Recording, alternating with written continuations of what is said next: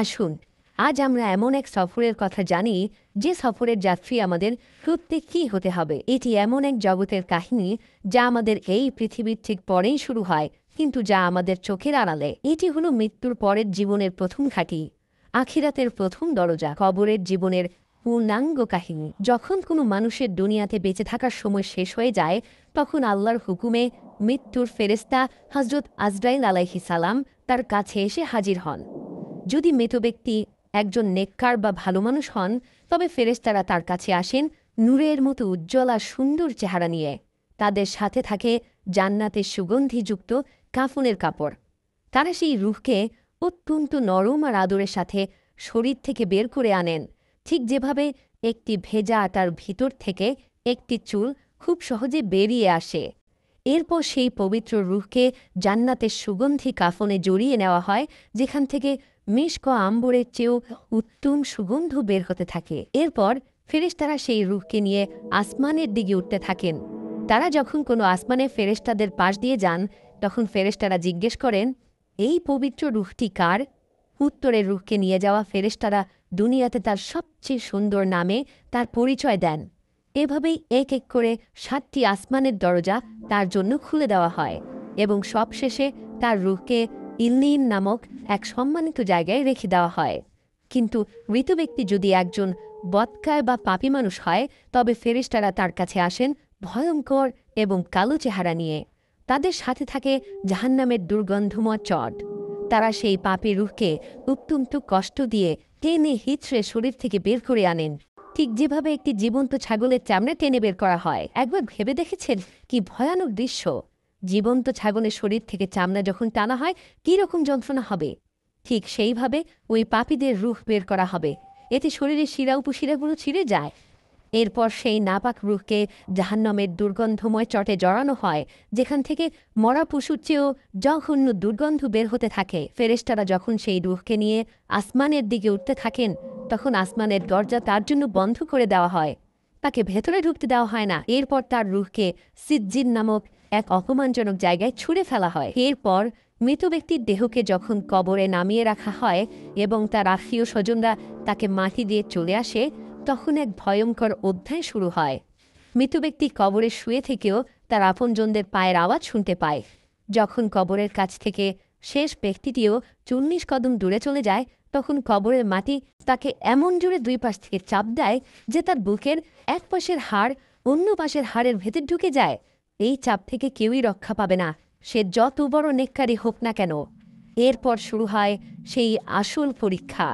কবরে সেই ভয়ঙ্কর মাটির চাপের পর হঠাৎ করে কবরের মাটি দুভাগ হয়ে যায় এবং আগমন ঘটে দুই ভয়ঙ্কর ফেরেশতার। তাদের নাম মুনকার এবং নাকির। হাদিসের বর্ণনা অনুযায়ী তাদের দেখতে অত্যন্ত ভয়ঙ্কর।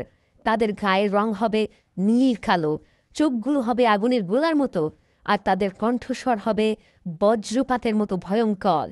তাদের হাতে থাকবে বিশাল এক লোহার হাতুড়ি। সেটি এত ভারী হবে যে দুনিয়ার সকল মানুষ মিলেও তা মাটি থেকে তুলতে পারবে না। তারা কবরের সেই লোকটাকে বসিয়ে দেবেন এবং এক ভয়ঙ্কর ধমকের সুরে জিজ্ঞেস করা শুরু করবেন। যদি মৃত ব্যক্তি একজন নেককার বা ইমানদার বান্দা হন, তবে তিনি এই ভয়ঙ্কর দৃশ্য দেখেও ভয় পাবেন না, কারণ আল্লাহ তার অন্তরকে শান্ত এবং দৃঢ় করে দেবেন। ফেরেশতারা তাদের বজ্রকণ্ঠে প্রথম প্রশ্ন করবেন, মান রব্বুকা, তোমার রবকে? ইমানদার বান্দা কোনো ভয় না পেয়ে অত্যন্ত শান্ত এবং দৃঢ় কণ্ঠে উত্তর দেবেন, রব্বি আল্লাহ, আমার রব আল্লাহ। এরপর তারা দ্বিতীয় প্রশ্ন করবেন, ওয়ামা দিনুকা, তোমার ধর্ম কি? তিনি উত্তর দেবেন, দিন ইয়াল ইসলাম, আমার দিন হলো ইসলাম। সবশেষে তারা আমাদের প্রিয় নবী হযরত মুহাম্মদ সাল্লাল্লাহু আলাইহি ওয়াসাল্লামের দিকে ইশারা করে তৃতীয় প্রশ্নটি করবেন, ওয়ামা কুনতা তাকুলু ফি হাযার রাজুলু, এই ব্যক্তি সম্পর্কে তুমি কি বলতে? ইমানদার বান্দা উত্তরে বলবেন, হুয়া রাসূলুল্লাহ, তিনি আল্লাহর রাসূল।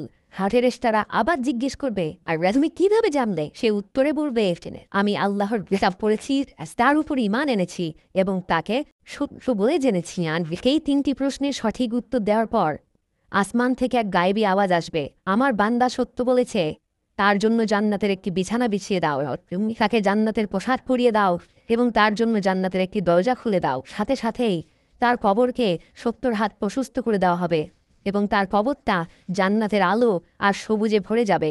জান্নাত থেকে তার কবরের মধ্যে সুগন্ধি বাতাস আসতে থাকবে। এরপর তার কাছে একজন অপরূপ সুন্দর চেহারার ব্যক্তি আসবেন, যার শরীর থেকে সুগন্ধ বেরোতে থাকবে। মৃত ব্যক্তি তাকে জিজ্ঞাসা করবেন, তুমি কে? তোমার চেহারা এত সুন্দর কেন? সেই সুন্দর ব্যক্তি উত্তর দেবেন, আমি তোমার নেক আমল, আর আল্লাহ আমাকে পাঠিয়েছেন, আজ থেকে আমি তোমার সঙ্গী, তোমার কোনো ভয় নেই। এরপর সেই ইমানদার বান্দা আল্লাহর কাছে দোয়া করবেন, হে আল্লাহ, দয়া করে তাড়াতাড়ি কিয়ামত কায়েম করুন, যাতে আমি আমার পরিবার এবং জান্নাতের অফুরন্ত নিয়ামত উপভোগ করতে পারি। তাকে বলা হবে, তুমি শান্তিতে ঘুমাও, কিয়ামতের আগে পর্যন্ত তোমাকে কেউ বিরক্ত করবে না, তোমার ঘুম ভাঙবে কিয়ামতের দিন। আর এভাবেই কিয়ামত পর্যন্ত তার কবরটি হয়ে যাবে জান্নাতের বাগানগুলোর মধ্যে একটি বাগান। কিন্তু যদি মৃত ব্যক্তি একজন বদকার বা পাপী মানুষ হয়, তবে মুনকার নাকিরের ভয়ঙ্কর চেহারা দেখেই তা আত্মা শুকিয়ে যাবে, ভয়ে সে থরথর করে কাঁপতে থাকবে। ফেরেশতারা যখন তাকে বসিয়ে প্রথম প্রশ্ন করবেন, মান রাব্বুকা, তোমার রবকে, ভয়ে আর আতঙ্কে তার মুখ দিয়ে কোনো কথা বের হবে না। সে তোতলানু গলায় বলবে, হা হা লাদ্রি, হায় হায়, আমি তো কিছুই জানি না। তারা আবার দ্বিতীয় প্রশ্ন করবেন, ওয়া মা দিনুকা, তোমার দিন কি?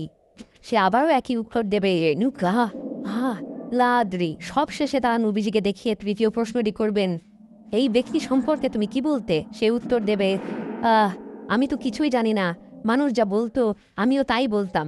তার এই উত্তরগুলো শোনার পর আসমান থেকে এক গায়েবী আওয়াজ আসবে, সে মিথ্যা বলেছে, তার জন্য জাহান্নামের একটি বিছানা বিছিয়ে দাও, তাকে জাহান্নামের পোশাক পরিয়ে দাও এবং তার জন্য জাহান্নামের একটি দরজা খুলে দাও।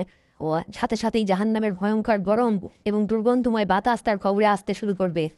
এরপর শুরু হবে কবরের আসল আজাব। তার কবরকে এমন জোরে দুপাশ থেকে চাপ দেওয়া হবে যে তার বুকের এক পাশের হাড় যদি অন্য পাশের হাড়ের ভেতর ঝুঁকে যাবে। এরপর তার কাছে একজন কুৎসিত এবং ভয়ঙ্কর চেহারার ব্যক্তি আসবে, যার শরীর থেকে পচা লাশের মতো দুর্গন্ধ বেরোতে থাকবে। মৃত ব্যক্তি তাকে জিজ্ঞাসা করবে, তুই কে? তোর চেহারা এত ভয়ঙ্কর কেন? সেই কুৎসিত ব্যক্তি উত্তর দেবে, আমি তোর বদ আমল, তোর খারাপ কাজ। যেই কথা বলার পরেই সেই পাপী বান্দার উপর আজাব দেওয়ার জন্য আল্লাহর পক্ষ থেকে একজন বিশেষ ফেরেশতা নিয়োগ করা হবে। হাদিসে এসছে, এই ফেরেশতা হবেন অন্ধ, বধির এবং বোবা। তিনি অন্ধ হবেন যাতে পাপীর কষ্ট দেখে তার মায়া না হয়, তিনি বধির হবেন যাতে পাপীর চিৎকার তিনি শুনতে না পান, আর তিনি বোবা হবেন যাতে পাপীর সাথে কোনো কথা বলে তার শাস্তি কমাতে না পারেন। তার হাতে থাকবে লোহার এক বিশাল হাতুড়ি। সেটি এত ভারী হবে যে সেই হাতুড়ি দিয়ে যদি কোনো পাহাড়ের ওপর আঘাত করা হতো তবে সেই পাহাড়ও ধুয়ে মিশে যেত। সেই ফেরেশতা কোনো কথা না বলে সেই পাপী বান্দাকে ওই হাতুড়ি দিয়ে এমন জোরে আঘাত করতে থাকবেন যে তার চিৎকারে মানুষ ও জিন ছাড়া পৃথিবীর সকল সৃষ্টি, পশু পাখি গাছপালা সবাই তা শুনতে পাবে এবং ভয়ে কেঁপে উঠবে। প্রতিবার আঘাতের পর সে মাটির সাথে মিশে যাবে আর তাকে আবার আগের অবস্থায় ফিরিয়ে আনা হবে শুধুমাত্র শাস্তি দেওয়ার জন্য।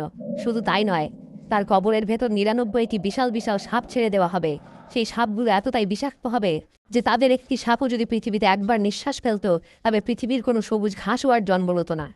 সেই সাপগুলো কিয়ামত পর্যন্ত তাকে অবিরাম ধ্বংসন করতে থাকবে এবং তার শরীরকে ছিঁড়ে খুঁড়ে খেতে থাকবে। আর এভাবেই কিয়ামত পর্যন্ত তার কবরটি হয়ে যাবে জাহান্নামের অসংখ্য গর্তগুলোর মধ্যে একটি ভয়ঙ্কর গর্ত।